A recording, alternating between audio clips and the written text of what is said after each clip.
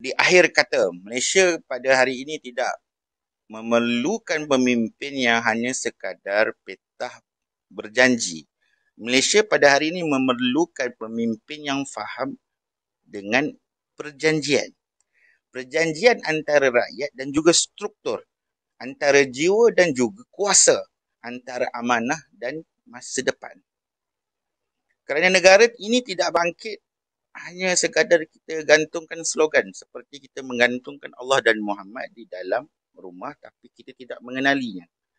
Negara itu bangkit apabila jiwa itu diperkuat dengan struktur yang betul dan keberanian rakyat itu dikembalikan pada tempatnya seperti meletakkan hak di tempat yang hak.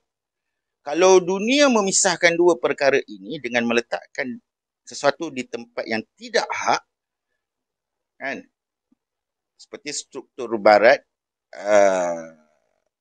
dan jiwa Islam itu kita pisahkan, kita mesti akan menjadi sebuah bangsa yang kuat.